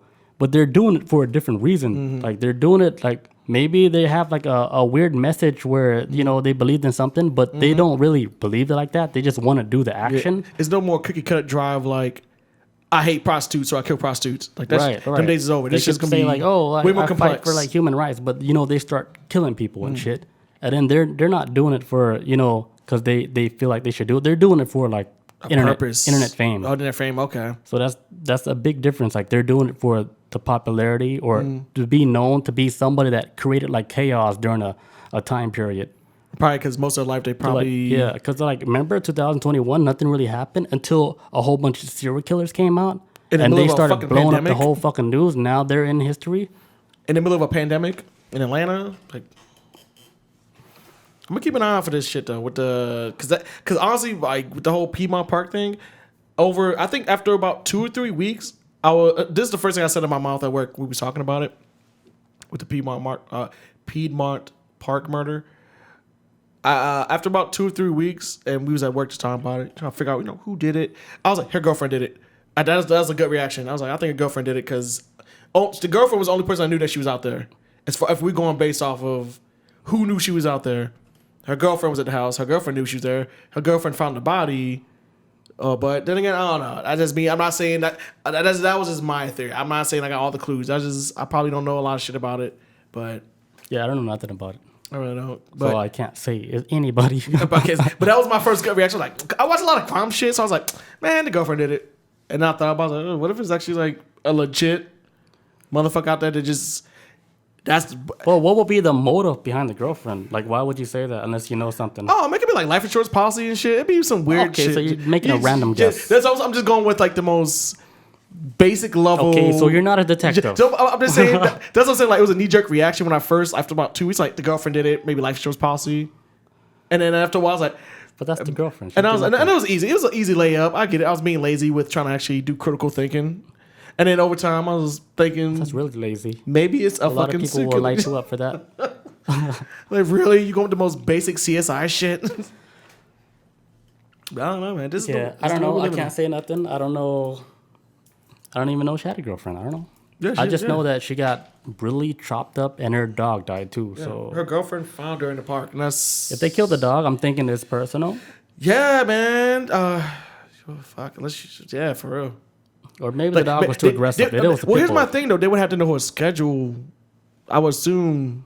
But if it's a serial killer, they'd be like, I'm gonna kill that one. That walks kind of slow.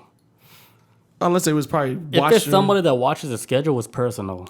You know what they should do? They should go through every camera footage of if they got cameras at Piedmont Park to see who was always there while she was there at the same time walking that dog.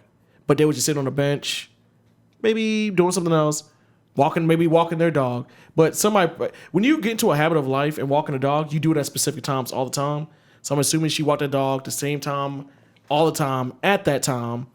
Somebody was there waiting for her. So somebody knew her dog walking schedule, and that's why my I don't first. know. It could be really random. It's scary as shit though. I mean, even though people like you and me would, even if we're not the demographic target of this killer, that's still kind of frightening that motherfuckers out there that exist. Is it because we're guys or we're Yeah, ugly? they usually don't go for guys. Motherfuckers, sickos don't really go for Dude, guys here's that. like one tip, dude. If you guys are ugly, no one's gonna fuck with you. So like females, That ain't true. females, That ain't true. just in case, if you guys want to survive, wear baggy clothes. Don't put on makeup when you go out, especially if you're going out by yourself. Man ain't gonna care. He's just looking to get his bloodthirst. Not if she look like a guy. I don't know. I watch a lot of murder shows and there be women that get killed by serial killers. I'm like, why did he pick her? I'm like, she's not really attractive, but look, look. Are you a serial killer, man? I watch a lot of serial killer shit though, man. Because Do you kill people? no, because when I watch stuff, because you gotta learn like in reality, as us as humans, we all have a rhythm that we go by. Like whether it's A like circadian rhythm. you wake up at a specific Circadian. like you wake up at a specific time and you do this and do that. That sounds stupid. Like everybody has a routine. Even if you start going out killing people, you're still gonna follow a routine. And that's why with serial killers a lot of times they'll try to figure out, okay, this type of person that looks just like this, hey, she kind of looks similar as this last person that was murdered, or this other person that was murdered too. Okay, it's kind of connected. And then by humans, by nature, we are just creatures of habit. So I don't know. If it's very random, a lot of times when people get murdered, I'm like, it's probably family. Because who else would have known that person's location?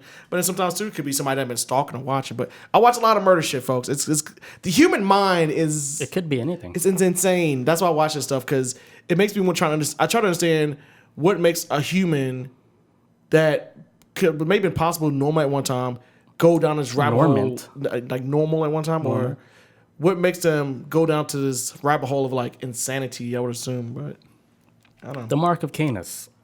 Basically, it's pretty much what it is. You know, maybe like something dark went into them. Because, you know, like, hey, she was a happy girl, but now she's out there sacrificing chickens. Yeah. She went dark mode pretty fast. We all got it in us. Maybe if it gets exploited by whatever's out there. Yeah, we all got a dark side. It's stayed dormant, you know? It hasn't been released yet. It needs something to trigger that release, that switch to let that shit out. Or we need to learn how to control it. Everybody has that. And then, like, when it comes Everybody. out, you be like, you look in the mirror like, who are you? That's like when people snap And then and that's when you know, like, you're a fucking psycho and shit. that's when people snap and kill somebody, and they were like, and the cops be like, "What happened?" I don't remember. I just remember I got angry. I don't know. I got angry, and then I woke up and there was blood everywhere. Because this is I got so mad playing video games, I almost blacked out just out of shit. This, back in my teenage years when I used to be very heavy with the very beginning of online gaming with Halo and shit like that. Mm-hmm.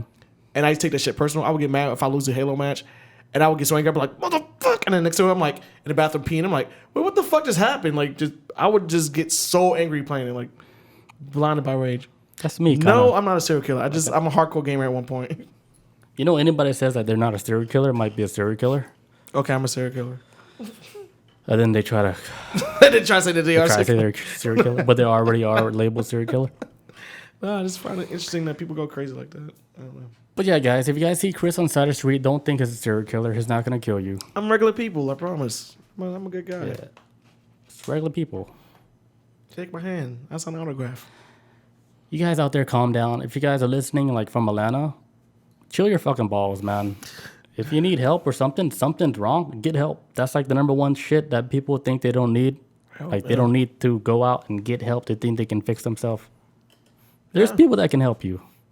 I say maybe you go talk to somebody that just wants to listen. Not somebody who's like going to Like a psychiatrist. yeah, just somebody to listen to you. Not somebody that's going to criticize you when you talk and nothing like that. Because I know there's like a huge fear when people have problems.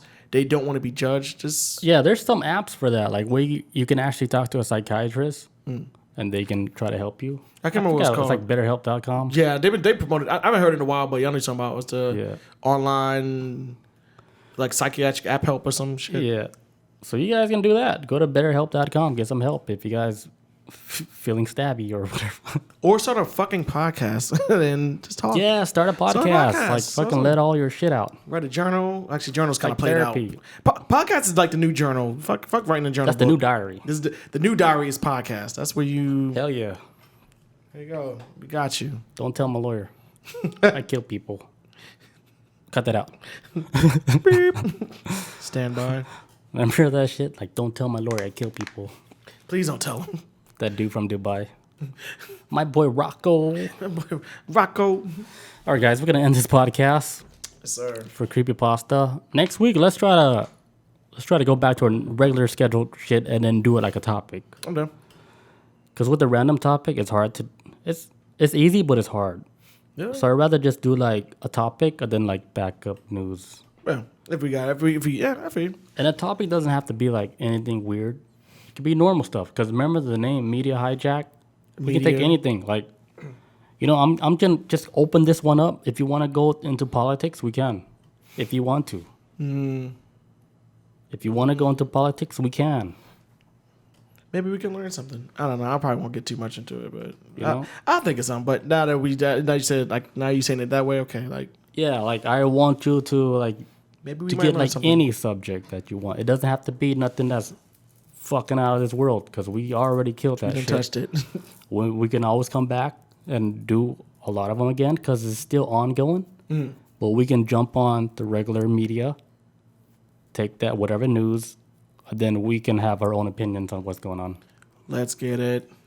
Media hijack. More flexibility for me then. I could think a little bit more. It's like cause that as far as us because I don't think there's anybody out there that's done as much conspiracy shit as we've done to the point where I'm like I don't know what the fuck to talk about at this point. No, there are. We've covered. I mean, it probably is, but Coast to Coast been doing it for like over 20 years. that's what I was about to say too. Like the perfect example was like.